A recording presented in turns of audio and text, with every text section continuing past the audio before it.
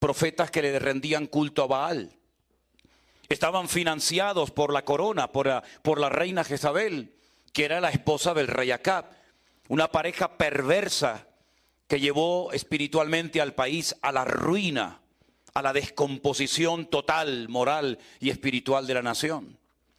Y ahí se levanta este hombre de Dios llamado Elías, un solitario de la vida, pero que el Señor lo levanta y pone en su corazón que desafíe en una mañana en lo alto de esa montaña a los profetas de Baal, diciéndoles que si ellos verdaderamente están plenamente convencidos de que Baal es el verdadero Dios, pues ahora tienen una oportunidad extraordinaria para poder demostrarlo.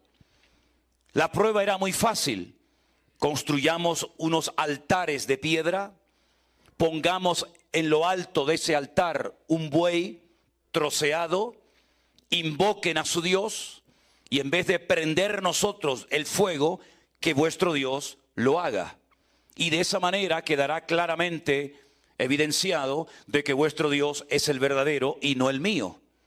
Por lo tanto, ellos aceptaron el desafío, estaban sinceramente equivocados. Ellos no dijeron, no, esto es un desafío demasiado grande, vamos a quedar en evidencia, vamos a hacer el ridículo. No, no, ellos lo aceptaron porque ellos creían en lo más profundo de su corazón que su Dios, esa estatua llamada Baal, que significa Señor en hebreo, les iba a responder por fuego. Y dice que construyeron el altar, pusieron la leña, trocearon el buey, y desde la mañana hasta bien entrada la tarde gritaban frenéticamente, dice Primera de Reyes capítulo 18, invocando al nombre de su Dios, de su ídolo, creyendo sinceramente que el fuego iba a caer del cielo. Mientras tanto, Elías se reía de ellos y les decía, griten, griten más fuerte, a lo mejor vuestro Dios está dormido y hay que despertarlo. O a lo mejor está de paseo, está de vacaciones y está ocupado en otros quehaceres. Griten, griten.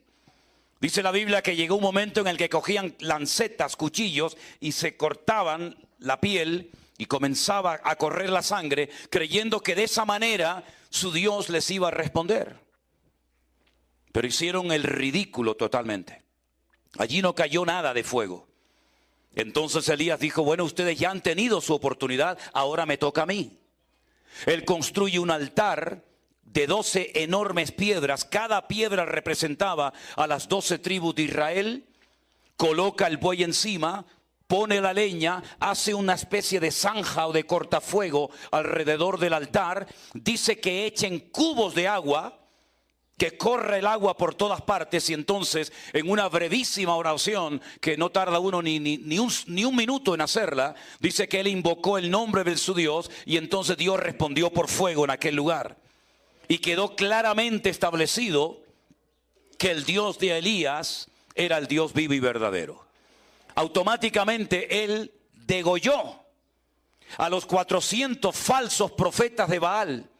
Y ese día Israel, por lo menos en ese momento, se volvió a Dios.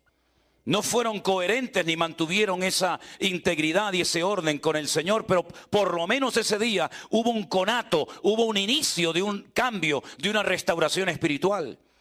La reina Jezabel no cayó postrada ante el Dios de Elías. La reina Jezabel y su marido Acab no reconocieron que estaban equivocados y financiando un culto falso, sino más bien todo lo contrario. Pusieron precio a su cabeza y dijo la reina Jezabel, si no mato hoy y degollo como él ha degollado y le ha cortado la cabeza a mis sacerdotes a Elías, no iré tranquila a la cama a dormir esta noche. Le puso precio a su cabeza. Lo que 400 hombres no lograron hacer, el edicto real por parte de Jezabel, atemorizó tanto el corazón del varón de Dios que salió corriendo hasta el sur del país. Muerto de miedo se mete en una cueva que se puede visitar hoy en día en Israel. Hoy en día está tapada, está cubierta por un templo griego. Y allí le dijo al Señor, quítame la vida, no aguanto más. Me siento solo, no veo realmente el cambio en la gente que yo anhelaba y tanto te he pedido, no lo veo. Tal vez él pensaba que los reyes se iban a convertir, el esposo y la esposa, pero no pasó así. Y entonces, cansado, harto, desanimado, deprimido, le pide al Señor que le quite la vida. ¿Por qué la Biblia no ocultó esa porción? ¿Por qué la Biblia no podría relatar no solamente la gran victoria, el gran éxito que obtuvo en el Monte Carmelo? ¿Por qué el Señor también inspiró por su Espíritu Santo al autor de ese libro para que hoy todos nosotros supiéramos que Elías se desanimó, se deprimió y no quiso seguir predicando?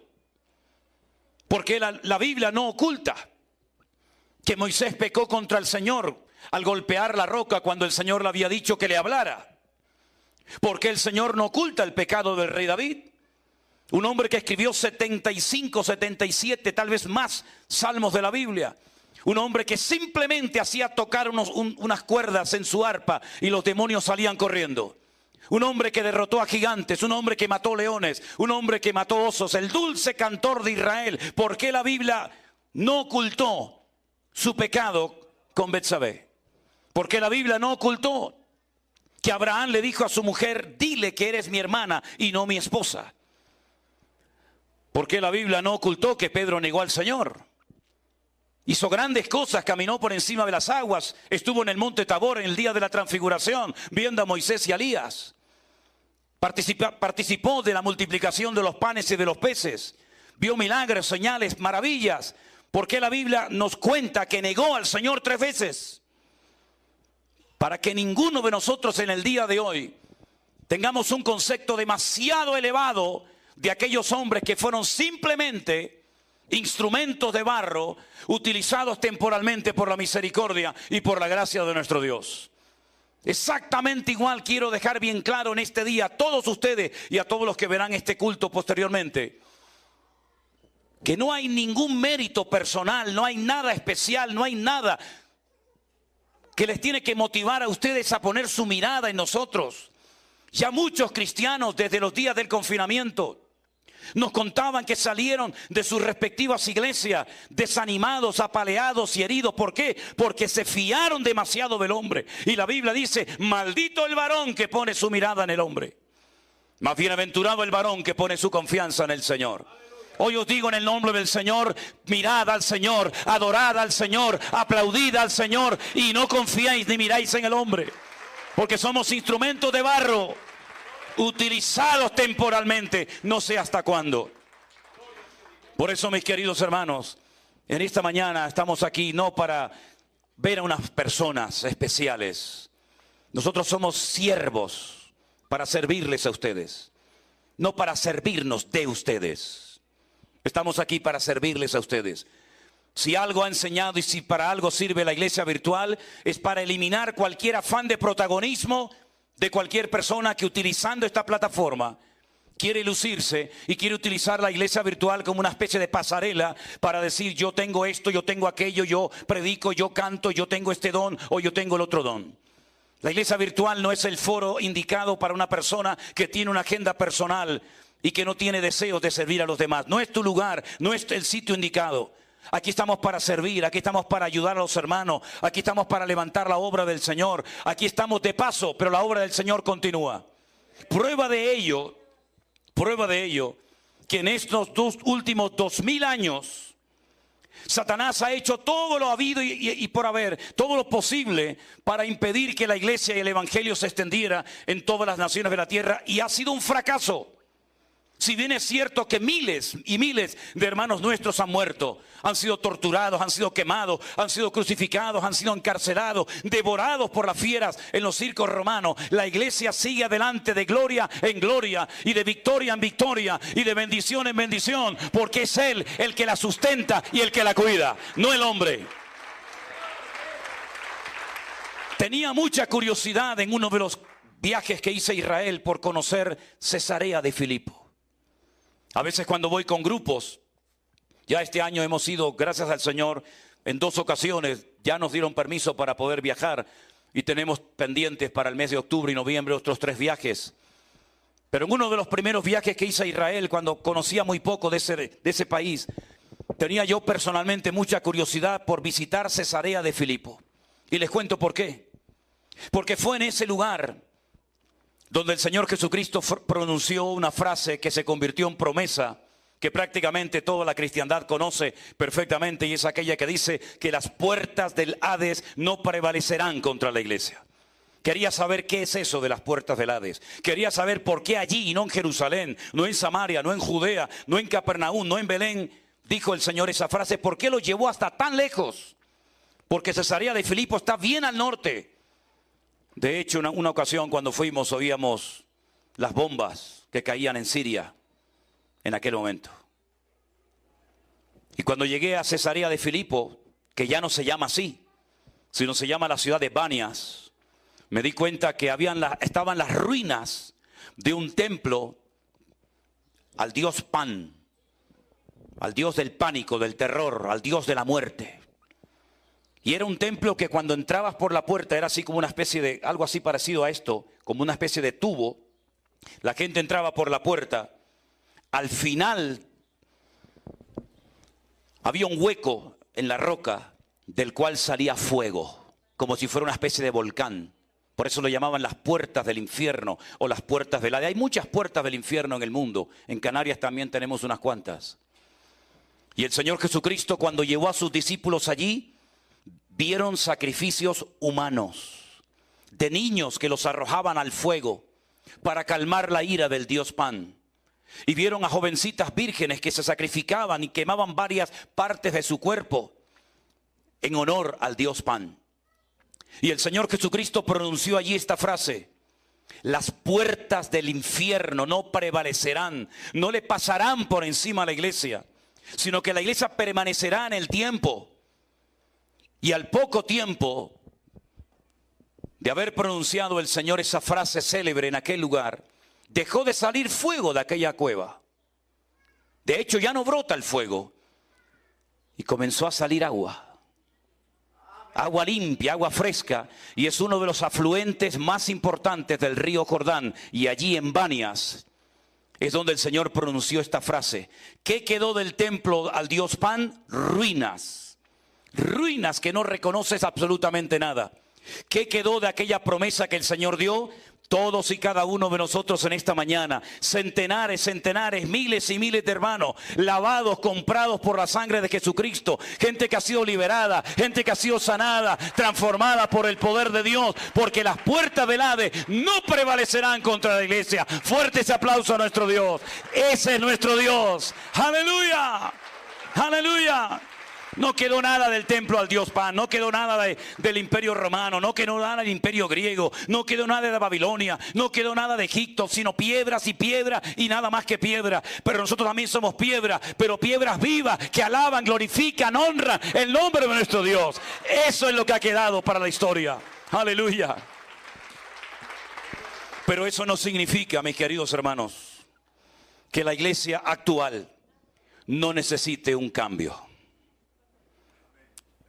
Meses antes del confinamiento, tenía un dolor constante en mi corazón cuando veía, cuando escuchaba las barbaridades, las locuras, las falsas doctrinas, las modas que se predicaban y se metían en las iglesias. Y allí iba la gente como borregos, diciendo amén a cualquier cosa, siguiendo a hombres, casi adorándolos, idolatrándolos. Y cuántas veces en mi intimidad yo le decía al Señor: ¿hasta cuándo, Señor? ¿Hasta cuándo vas a permitir que estos asalariados del reino, que utilizando la bondad y la generosidad de la gente, vivan como reyes, cuando a veces la gente no tiene ni para comer, Señor? ¿Hasta cuándo vas a permitir esto en tu casa? Y llegó el confinamiento. Días antes del confinamiento habíamos empezado una serie para un grupito pequeño de hermanos en nuestra iglesia en Tenerife sobre escatología bíblica. De ahí después surgió la idea de plasmar esas clases en un libro, que por ahí algunos lo tendrán. Y comenzó el confinamiento y pensábamos que sería algo de una semana, 2 semanas como mucho, pero aquello se alargaba en el tiempo. Y tuvimos que cerrar, lógicamente, como muchos, la iglesia. Y fue en aquel día cuando tuve que cerrar la iglesia oficialmente, el día 14 o 15 de marzo, del año 2022, cuando me puse de rodillas al lado de mi cama y le dije al Señor, Señor, si esta obra es tuya, ahora tienes una oportunidad extraordinaria para demostrar que tú la amas y tú la vas a cuidar. Y a los pocos días, pues nosotros teníamos devocionales y preguntas y respuestas en un grupo de WhatsApp que hicimos para atender a los miembros de nuestra iglesia. Tuvimos más comunión y más contacto en esos días que antes o después del confinamiento, para ser sinceros. Y entonces un día el Señor me pone en mi corazón que en vez de compartir un devocional para el grupo de hermanos de la iglesia, si yo lo hacía por internet, decía yo en aquel momento, tal vez alguien lo verá. Bueno, ¿para qué fue aquello, hermanos? ¿Para qué fue aquello? Y después digo, bueno, en vez de responder a los hermanos a sus preguntas por el WhatsApp o por el ordenador, la computadora, si lo hago por internet, puedo tal vez alcanzar a más gente, sobre todo pensando en la gente de la iglesia. Y fue una aluvión, una lluvia de llamadas, de correos, de mensajes de todo el mundo. Gente que nos llamaban desde Afganistán, soldados norteamericanos que estaban allí cumpliendo una misión. Desde Ushuaia, desde las Islas Caimán, desde Alaska, desde cruceros de lujo que no podían entrar en los puertos y se quedaron varados en alta mar porque estaban muchos de ellos contagiados por el COVID en aquel momento y no los dejaban desembarcar y nos llamaban desde sus camarotes, desde alta mar, diciendo, no estamos viendo los devocionales, estamos viendo el pastor online, estamos viendo los cultos y decíamos, pero Señor, ¿qué está pasando con todo esto? Y comenzamos a recibir preguntas y llamadas de hermanos que nos contaban cosas terribles. Como por ejemplo mucha gente de México, perdón, de Perú, que nos llamaba y nos decía que para ser bautizados, el pastor les exigía que todos los meses tenían que ir con un sobre de dinero en la mano durante un tiempo y si no, no iban a ser bautizados. Personas que nos decían que estaban bajo maldiciones y por eso tal vez no conseguían trabajo, su hijo había nacido enfermo o el matrimonio tenía problemas y con las cosas de las maldiciones comenzamos a oír auténticas barbaridades y disparates. Gente que había hecho pactos con hombres y tenían miedo de quebrantar esos pactos por miedo a las consecuencias que podían experimentar. Y yo me llevaba las manos a la cabeza y decía, pero Señor, ¿qué le han hecho a tu amada? ¿Qué le han hecho a tu pueblo? ¿Qué le han hecho a tu iglesia, Señor? Y uno de los motivos por los que comencé al principio lo del pastor online era para desmantelar toda esa basura y para que la gente entendiera que somos responsables a título personal delante del Señor de examinar, de filtrar a la luz de las Sagradas Escrituras si verdaderamente lo que nos enseñaban era bíblico o era humano. Y el Señor comenzó a hacer cosas increíbles. Hemos conocido en estos días en Estados Unidos pastores que han estado en movimiento donde practicaban y enseñaban estas cosas que se les abrieron los ojos y se dieron cuenta de que no estaban enseñando lo correcto, no estaban practicando la sana doctrina y salieron corriendo de ciertos y determinados sectores porque se dieron cuenta de que una cosa es lo que el hombre enseñó y otra cosa muy diferente es lo que Dios enseña en su palabra. Claro, no todos son mensajes de qué bueno, pastor, qué lindo, no. También ha habido insultos y también ha habido cosas tremendas que nos han dicho por las redes sociales, pero ¿saben qué? Nuestro objetivo no es agradar a la gente. Yo no estoy aquí para agradar a la gente en esta tierra, yo estoy aquí para cumplir con un llamado que el Señor puso en mi corazón hace más de 40 años. Y recuerdo un pasaje donde dice la Biblia que un día el Señor Jesucristo enseñó una palabra fuerte, desafiante, y personas se sintieron aludidas, confrontadas y se fueron enfadados con el Señor. Imagínense eso. Y entonces los discípulos vinieron como para decirle al Señor, Señor, afloja, baja un poquito el listón porque nos vamos a quedar más solos que la una. Ya se está marchando la gente. Y el Señor, ¿qué les dijo? Bueno, si ustedes quieren también marcharse con ellos, aprovechen y váyanse ahora mismo. Esto es lo que hay, al pan pan y al vino vino. Al que no le guste, como la lenteja, la come o la deja. Pero esto es lo que hay. Claro que no es agradable el tener que a veces decirle a una persona lo que tal vez su pastor o su padre jamás se atrevió a decirle. Pero repito, no estamos aquí para agravar a los hombres. Estamos aquí para decirte lo que Dios dice en su palabra. Y Dios no se casa con nadie. La palabra de Dios se predica igual desde hace miles de años. Y nosotros tenemos hoy en día la obligación de decirle a la gente, eso no es de Dios. ¿Cuántas personas que han sido católicas? Algunos de ellos muy practicantes y la mayoría nada practicantes. Cuando nos llamaban a nosotros y les decíamos, lea la Biblia, lean la palabra de Dios, comenzaron a leer la Biblia, por ejemplo, por Éxodo capítulo 20, los famosos 10 mandamientos.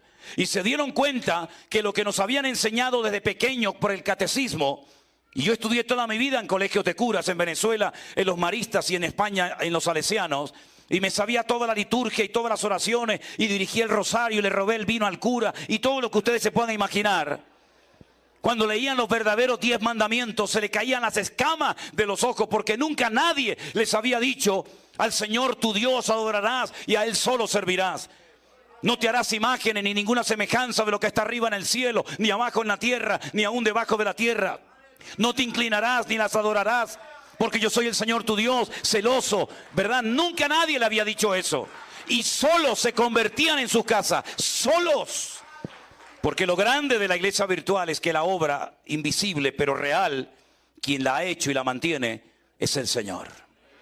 Nos hemos metido en la casa de miles y miles de personas sin pedir permiso, y el Espíritu Santo, tomando esta palabra, ha tocado ese corazón endurecido, ha tocado a ese santero, ha tocado a ese brujo, ha tocado a ese idólatra, ha tocado a miles de personas, y han llegado al conocimiento de la verdad y han experimentado la libertad gloriosa de los hijos de Dios. Porque la verdad trae libertad a la vida del hombre. ¿Cuántos dicen amén? Pero leyendo el Nuevo Testamento, y ustedes me imagino que ya habrán leído muchas veces el Nuevo Testamento, uno se encuentra que desde el inicio del cristianismo hasta hoy en día no hay una iglesia perfecta. Nosotros no somos una iglesia perfecta. La iglesia virtual no es algo perfecto. Tampoco las iglesias presenciales que tenemos por diferentes partes del mundo no son iglesias perfectas. No somos pastores perfectos. Nuestro matrimonio no es un matrimonio perfecto. Nuestras hijas no son perfectas. Nuestros obreros no son perfectos. El único perfecto es nuestro Dios. Y por eso es muy bueno leer cómo eran las iglesias en el tiempo de los apóstoles. Porque uno podría decir, bueno, hoy en día las cosas han cambiado, ha pasado mucho tiempo. Pero hermano, en el siglo I las iglesias tenían que ser algo increíble, tenían que ser extraordinarias. Pues se equivocan. Había cosas en aquellos tiempos que hoy en día, si ocurrieran en nuestras congregaciones, nos tiraríamos de los pelos de la cabeza. Y quiero llevarles solamente a un ejemplo. No importa si no han traído su Biblia, no se preocupen. Yo les voy a leer unos versículos muy interesantes de una carta que escribió Pablo a una iglesia en la ciudad de Corinto. La ciudad de Corinto era una ciudad muy cosmopolita, una ciudad de comercio, de negocio. Venían gente de todo el mundo a comprar y a vender sus mercancías. Claro, como venían de todas partes del Imperio Romano, había templos para todos los gustos. Usted quiere adorar a Júpiter, allí tiene el templo de Júpiter. Quiere adorar a Venus, allí tiene el templo de Venus. Quiere adorar a Artemisa, quiere adorar a Eros, quiere adorar al que quiera. Era una ciudad plagada de templos paganos por toda la ciudad. Y Pablo, cuando desciende de Grecia, llega a la ciudad de Corinto y se da cuenta de que Corinto es una ciudad idólatra, una ciudad con una promiscuidad sexual brutal, una ciudad corrupta, una ciudad de pecado. Era la Sodoma y Gomorra del tiempo del Nuevo Testamento. Y Pablo, por la gracia del Señor, se para allí un año, predica el Evangelio, y él dice, les prediqué a Cristo crucificado y a este resucitado. Y cuando predicaba no utilizaba términos muy profundos, ¿verdad? Y muy sofisticados, para que si alguno de ustedes llega a convertirse, no diga que se convirtió por mi elocuencia o por mi sabiduría, sino por el poder de Dios, que es el que cambia las vidas. Y entonces pasa el tiempo y Pablo se va de la congregación. Y comienzan a venir por la iglesia otros ministerios, como por ejemplo el de Pedro, que en esta carta lo llaman Kefa o Cefas. Y como por ejemplo también Priscila y Aquila. Un matrimonio muy usado por el Señor en aquella época. Y como por ejemplo aquel gran varón de Dios que dice la Biblia que tenía un gran conocimiento de las Escrituras, era un hombre ferviente de espíritu y al que Pablo le rogó que fuera a predicar la palabra, y estoy hablando nada más y nada menos que de Apolos. La iglesia internamente se dividió. ¿Por qué? Porque cada uno tiene su estilo. No somos clones, cada uno tiene su forma. Y cuando escuchaban predicar a Apolos, la gente quedaba con la boca abierta porque decían, qué sabiduría tiene este hombre, qué conocimiento de las Escrituras. Y entonces la gente iba al culto cuando venía a predicar este varón de Dios. Pero cuando venía a predicar otro hermano o a dar una enseñanza bíblica, pues no aparecían. Y entonces la iglesia estaba internamente dividida, cosa que nunca tiene que ocurrir entre nosotros. Y le llega a través de una familia de la iglesia que se llama la familia de Cloé, este informe negativo a Pablo, y le dicen, la iglesia está internamente dividida. Unos dicen que son tuyos, otros dicen que son de Apolos, otros dicen que son de Cefa, otros dicen que no son de nadie sino de Cristo. Y esto es un lío, un desorden. Y Pablo escribe una carta. Y en el capítulo 3 de la carta de Pablo a los Corintios, a partir del versículo 1, dice así la palabra del Señor. De manera que yo, hermanos, no pude hablaros como a espirituales, sino como a carnales, como a niños en Cristo. Os di a beber leche y no vianda, porque aún no erais capaces, ni sois capaces todavía. Porque aún sois carnales, pues habiendo entre vosotros contiendas y disensiones, ¿no sois carnales y andáis como los hombres? Porque diciendo el uno, yo ciertamente soy de Pablo, el otro yo soy de Apolos, ¿no sois carnales? ¿Qué es Pablo? ¿Qué es Apolos? Servidores por medio de los cuales habéis creído, y eso según lo que a cada uno concedió el Señor. Yo planté, Apolos regó, pero el crecimiento lo ha dado el Señor. Así que ni el que planta es algo, ni el que riega, sino Dios, que es el que da el crecimiento. El que planta y el que riega son una misma cosa, aunque cada uno recibirá su recompensa conforme a su labor. Nosotros somos colaboradores de Dios. Vosotros sois labranza de Dios, edificio de Dios, conforme a la gracia que me ha sido dada. Yo como perito arquitecto puse el fundamento. Otro edifica encima. Pero dice aquí, pero cada uno mire cómo sobreedifica. Porque nadie puede poner otro fundamento que el que está puesto, el cual es el Señor Jesucristo. Cada uno tiene que saber a lo que ha sido llamado y a lo que no ha sido llamado. Y hace años prediqué un mensaje que lo titulé, no te metas donde Dios no te ha llamado. Porque hay gente que quiere hacer de todo saben, de todo entienden.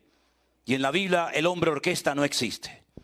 Somos un cuerpo, miembros los unos de los otros, y estamos no para competir, estamos para complementarnos y ayudarnos los unos a los otros.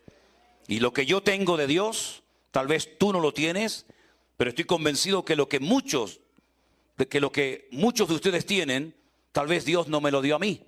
Entonces nos complementamos y nos ayudamos mutuamente para la edificación del cuerpo de Cristo. No hay nadie que sobre, no nos falta nada, estamos completos en Él, pero tenemos que saber a lo que Dios nos ha llamado y a lo que Dios no nos ha llamado. Lo que tenemos en el Señor y lo que no tenemos en el Señor. Y a veces resulta más complicado para algunos creyentes descubrir lo que no tienen que lo que tienen. No tengo ni plata ni oro, no tengo. Pero tengo otra cosa que te puedo compartir y te puede ayudar y transformar tu vida. Y por eso es muy importante que le pidamos discernimiento y sabiduría al Señor. Yo le pido cada día discernimiento al Señor y sabiduría. La necesito. No es fácil estar al frente de todo esto. Atender a pastores, atender a niños, atender a tanta gente que te llama todos los días. Le pido, Señor, dame fuerzas, dame sabiduría.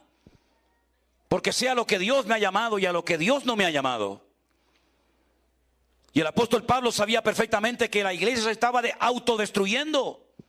No es que vino el enemigo a destruir la iglesia. Hay a veces creyentes que ven al diablo por todas partes. Y yo lo que les pido a ustedes, queridos hermanos, crezcan y maduren y desarrollen el discernimiento espiritual para ver al Señor por todas partes. Porque yo veo al Señor hoy en este lugar, en cada uno de ustedes. Porque yo veo al Señor en la alabanza, veo al Señor en la música, veo al Señor en los niños. Lo veo por todas partes al Señor, y al enemigo no lo veo por ninguna parte. Porque este lugar es campamento para nuestro Dios. Aleluya. Pero Pablo les dice, no habéis crecido. No habéis crecido, hermanos. Son carnales. ¿Y cómo sabía Pablo que la iglesia no había madurado, que no habían crecido, que eran niños, que eran carnales? ¿Cómo lo sabía? Por el testimonio, por la conducta, por el comportamiento que estaban llevando a cabo.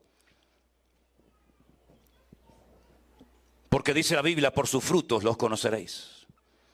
Hablan en lenguas. Primer capítulo de 1 Corintios dice, nada os falta en ningún don. La única iglesia del Nuevo Testamento que tenía todos los dones, todos. Pero era una iglesia de carnalidad, una iglesia dividida, una iglesia fraccionada, una iglesia donde había celos. Qué terribles son los celos, hermano. Gracias a Dios que aquí no tenemos a ninguno con ese problema.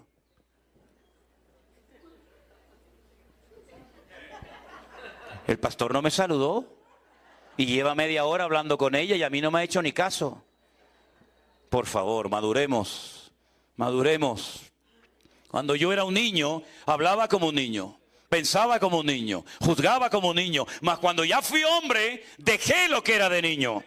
Es tiempo de avanzar, es tiempo de crecer, es tiempo de dejarnos de ver el ombligo. Y es tiempo de comenzar a ver el mundo como el Señor lo está viendo. Mi necesidad, mi problema, mi situación no es nada en comparación con lo que este mundo necesita. Este mundo enfermo que le ha dado las espaldas al Señor. Y necesitamos hombres y mujeres maduros. Que no importa si me llaman o me aplauden o me critican o me dan dinero o no me dan nada. Si me saludan, no me importa nada de eso. La mejor manera de que usted nunca se sienta ofendido, la mejor manera de que usted nunca se sienta mal, es no espere nada de nadie, pero espérelo todo de Él, de nuestro Dios, el eterno y bendito Salvador del mundo. Qué lástima, la iglesia de Corinto empezó tan bien y estaba comenzando a entrar en una dinámica muy peligrosa. Y Pablo tiene que poner orden en la iglesia. Mi pregunta es, desde marzo del 2020 hasta hoy, ¿qué hemos aprendido, queridos hermanos? ¿Hemos captado el mensaje? ¿Ustedes creen que fue casualidad que el mundo entero, que toda la cristiandad, por primera vez en la historia de la humanidad, nos encerraran en nuestras casas? ¿Creen que aquello no lo permitió el Señor? Aquellos hombres o hermanas que decían, es que no tengo tiempo para leer la Biblia, es que no tengo tiempo para orar, es que no tengo tiempo para congregarme. Dios dijo, ya verás cómo vas a tener tiempo, querido. Te va a sobrar el tiempo. ¿Y cuántas personas comenzaron a leer la Biblia después de 20 años en la iglesia? Y decían, hermano, yo he aprendido con ustedes en un año más que en toda mi vida. Digo, pues no debería de haber sido así. No debería de haber sido así. ¿Y cuántas personas, por no haber leído y escudriñado las Escrituras, se dejaban llevar como borregos? Pero en la Biblia hay un pasaje muy interesante que incluso hasta algunos han cuestionado, pero es una regla de oro. Cuando el apóstol Pablo llegó a un lugar llamado Tesalónica, la gente le oía y a todo decía amén. Porque bueno, al fin y al cabo lo que Pablo enseñaba era sana doctrina y no cuestionaba nada. Ay, amigo, pero cuando bajó a Berea, dice que estos eran más nobles. ¿Por qué?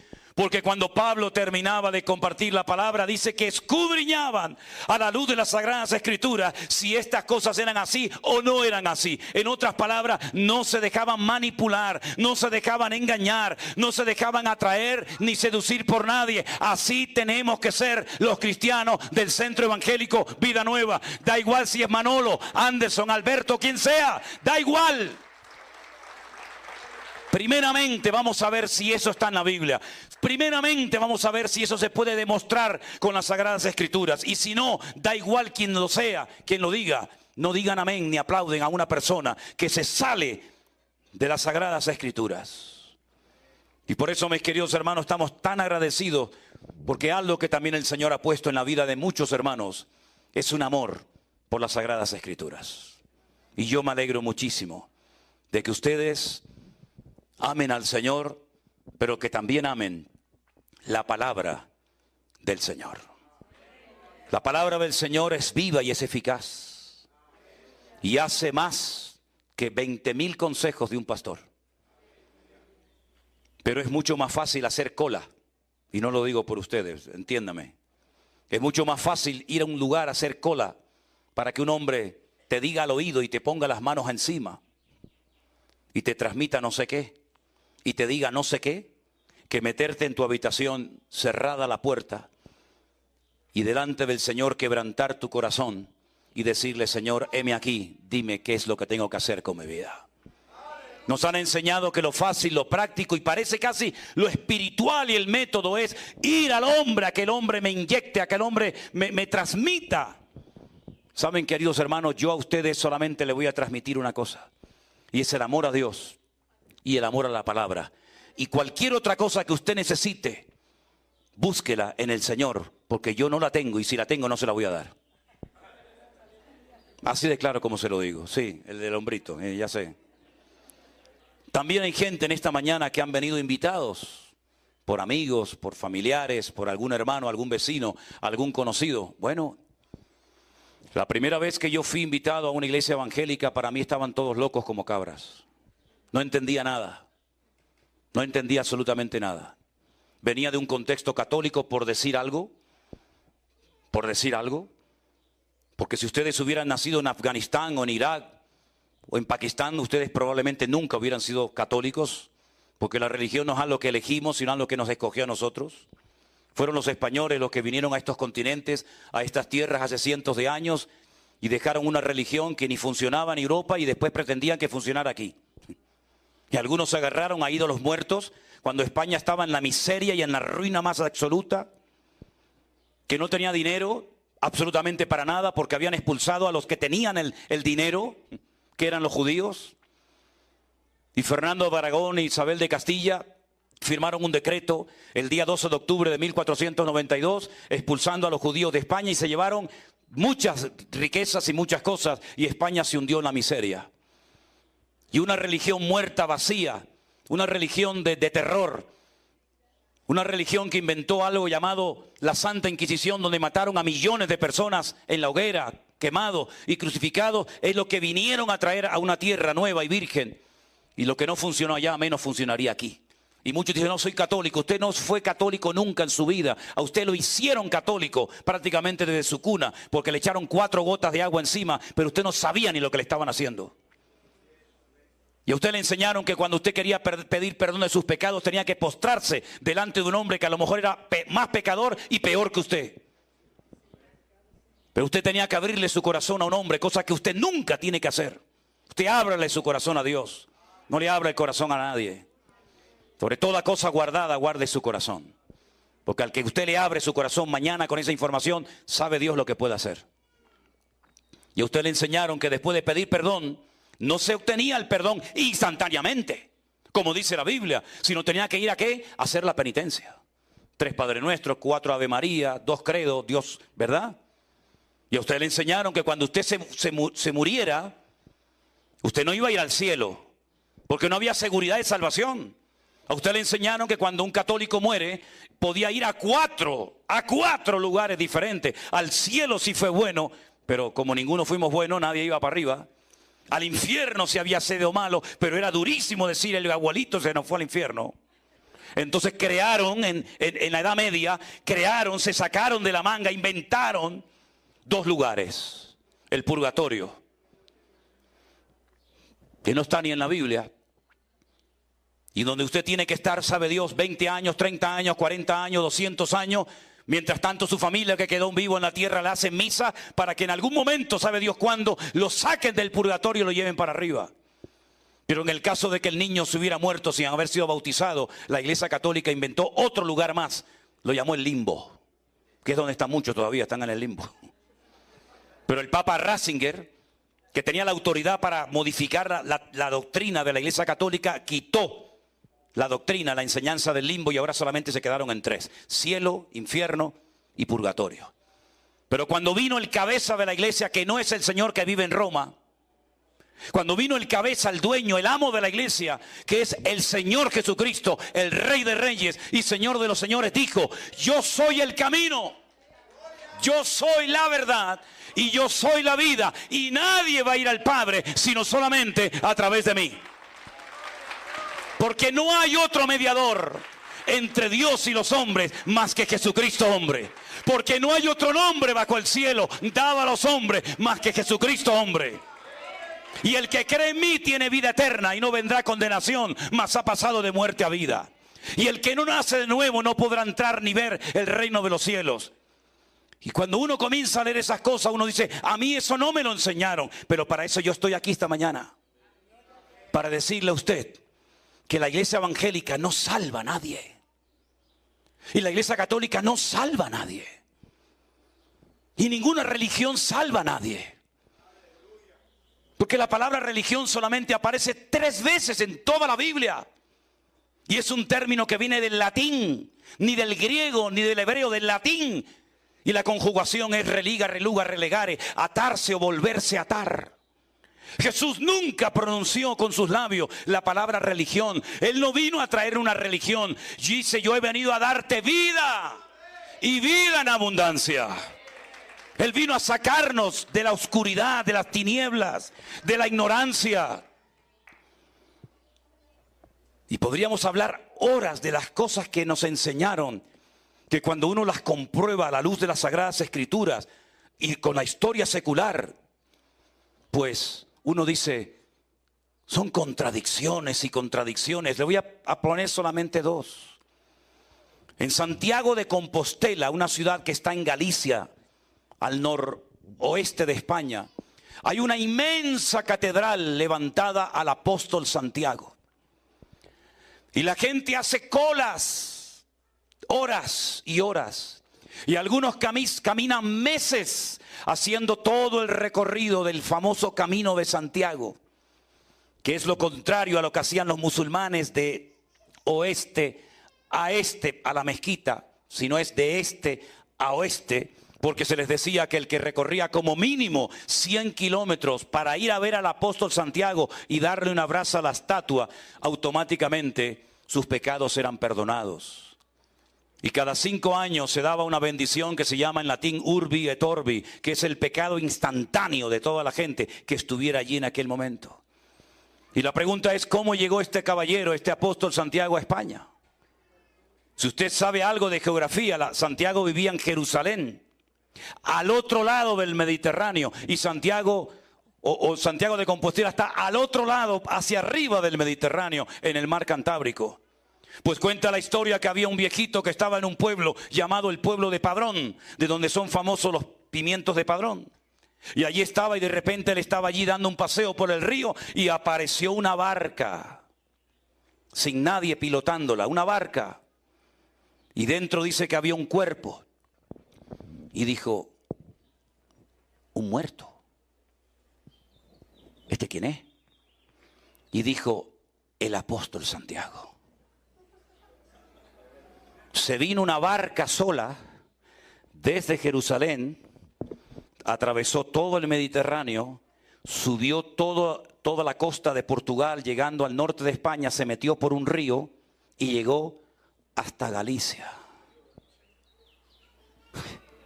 Y me llaman a mí loco, y yo soy loco, y radical y fanático. Bueno, cogen al muerto, hacen una iglesia y dicen: Santiago el apóstol está aquí. Y entonces la gente comenzó a ir a ver al apóstol Santiago para recibir una bendición. Pero amigo, llegaron los árabes a España y comenzaron a conquistar con el Islam y con el Corán todos los países, y fueron viniendo hacia Europa y fueron conquistando uno y otro y otro y otro y otro país, y llegaron por el norte de África, y entonces saltaron el estrecho de Gibraltar desde África a España, que hay 14 kilómetros, y saltaron los musulmanes y llegaron a España y la conquistaron prácticamente toda, no toda, pero casi toda. Y estuvieron 800 años oprimiendo la vida de la gente y obligaban a la gente a ser musulmanes. Hasta que por ahí se levantaron unos españoles por el norte, por allí por Asturias, y dijeron: hay que expulsar a esta gente de España, pero necesitamos ayuda de lo alto. Y entonces cuenta la historia que Santiago, el de la barca, ¿se acuerdan el de la barca? Se levantó, se montó en un caballo blanco y sacó una espada, y cuando los árabes lo vieron salieron corriendo y se fueron de España, y España fue libre. Y yo estoy loco. El muerto vino solo en una barca hasta España, siglos más tarde se levanta, se monta en un caballo y ganamos la guerra a los árabes por el caballero que estaba muerto. Pero espérate, que hay más. Esto es como los culebrones colombianos. Hay segunda parte.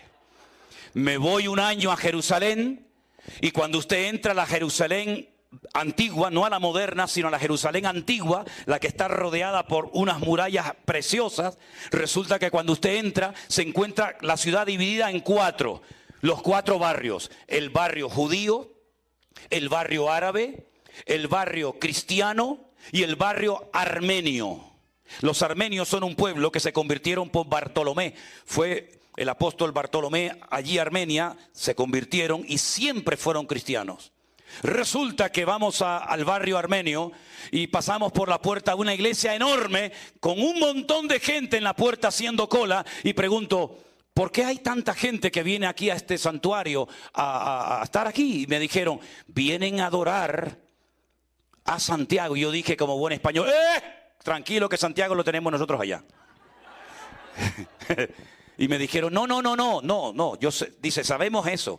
Sabemos que los españoles tienen allá a Santiago, pero aquí tenemos la cabeza. Porque a Santiago le cortaron la cabeza, ¿se acuerdan? Entonces ellos se quedaron con la cabeza y los españoles se quedaron con el cuerpo.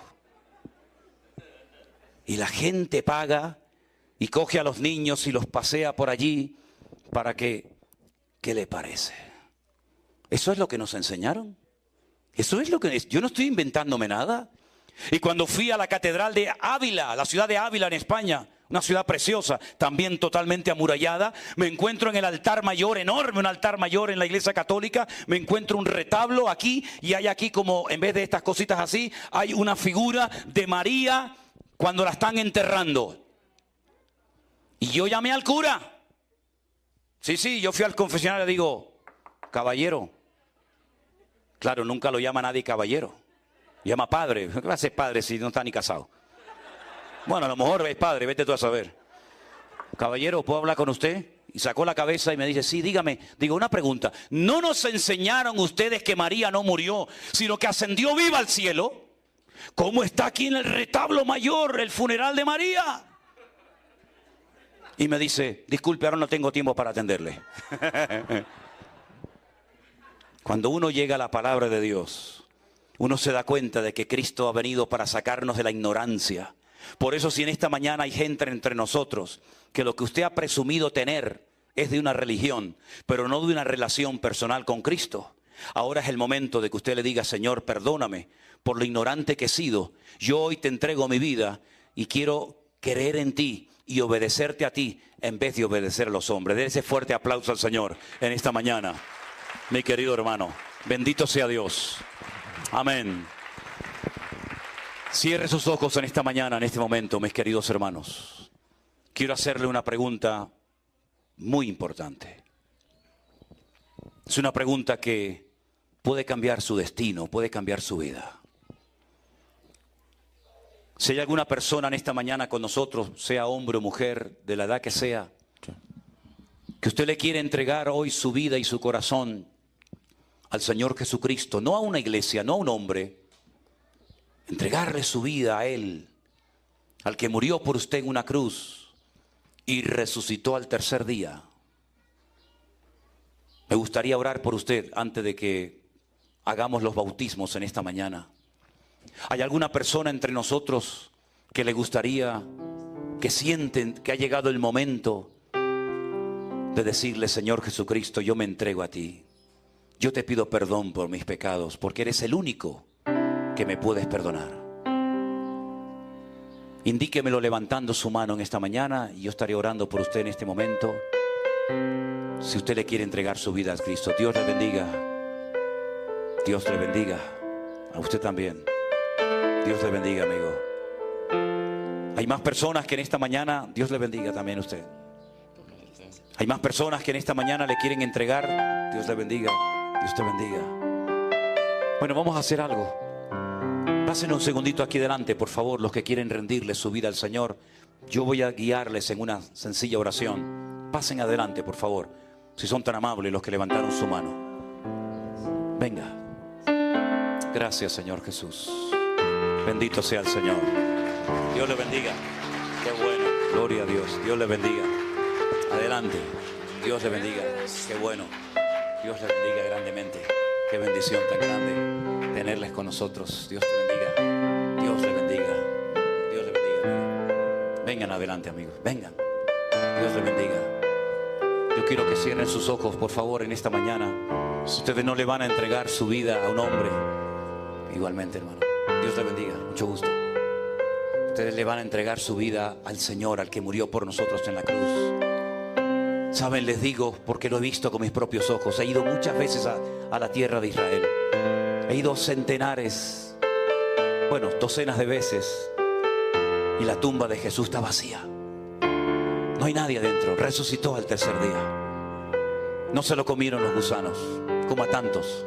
Está vivo. Y por eso Él está aquí en esta mañana con nosotros.